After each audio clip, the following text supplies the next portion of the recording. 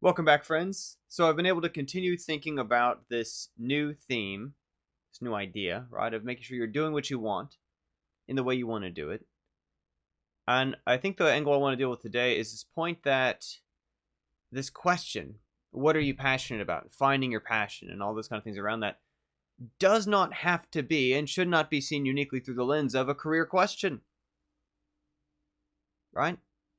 Very often there's someone on stage in a TED Talk or there's career counselors, other people who talk about our finding what you're passionate about as though that has to be your work.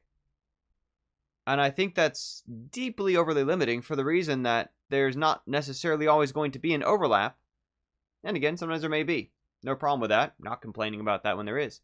But quite often, the thing that we're passionate about may not necessarily overlap with what there is currently in the way the market is manifest and the way the businesses are structured and the way that customers reach distribution and all that kind of stuff.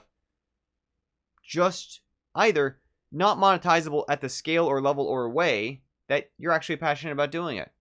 And that can be okay. Right? If you just are really into stamp collecting, does not mean you necessarily either need to be a postal delivery person or a postmaster general.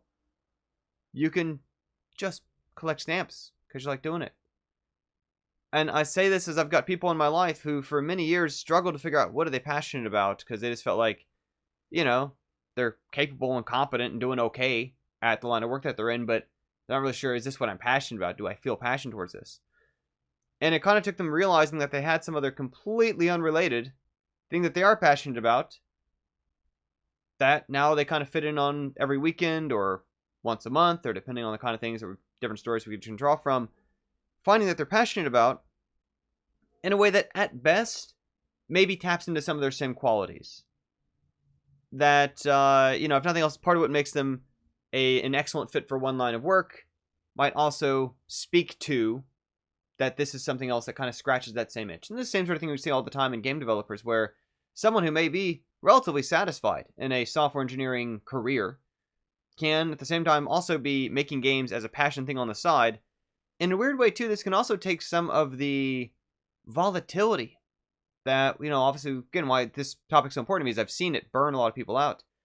The volatility that can arise from when the passion and the day job do overlap, it's harder to maintain that sort of impersonal, that sort of professional distance to, okay, well, rather than, does this have to be my only creative outlet?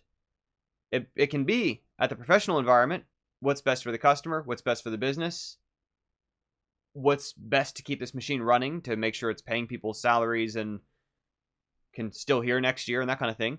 And on our own time, we get that total freedom and flexibility. Where a thing obviously I've spoken to many times before is this weird counterintuitive idea that sometimes people new to the game making space have this broken idea, this broken impression that the more money you have, the more freedom and flexibility and options you have. And of course, very much the opposite is the case.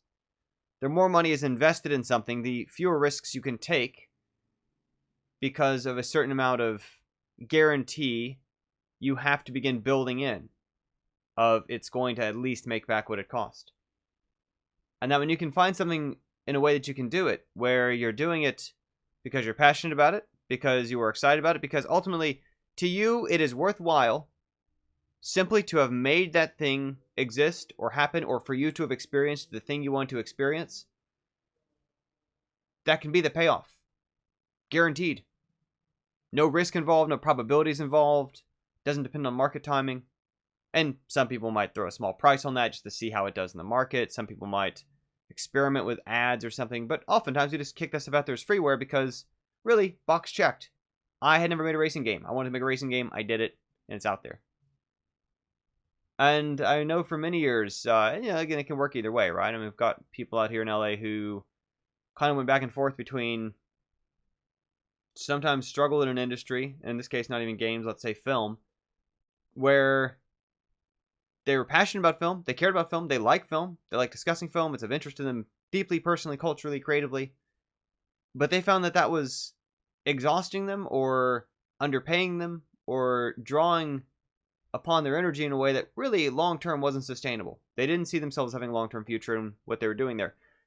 And for some of them, found that they were happier where at some other line of work, They got to just sort of walk away from it outside the 9 to 5, clear their mind of it, and then on the weekends be passionate about local sports clubs, be passionate about home improvement, be passionate about their families, be passionate about other things than the work.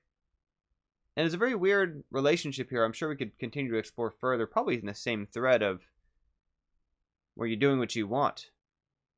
That it's got a very interesting relationship to, doesn't have to be the work source, doesn't have to be the income thing, doesn't have to be connected directly to the job, doesn't have to, as, actually I'm not sure, depending on when that other video goes up, either before or after this one, had a conversation with Deja, Empathic Dev. If you missed that video, again, it's probably either right after or right before this one. But Deja was obviously like mentioning this point of like, don't have to monetize your hobbies, right?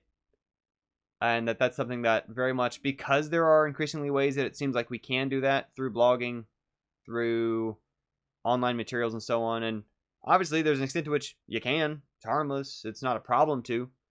But it also doesn't mean it's the only way to validate it. It doesn't mean that it's necessary to do it in that way.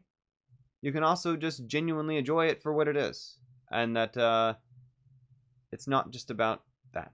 But other things I want to talk about, but I guess I'll probably save this for another video on another day. Thank you for being here. And please make sure you're doing something that you want to do the way you want to do it.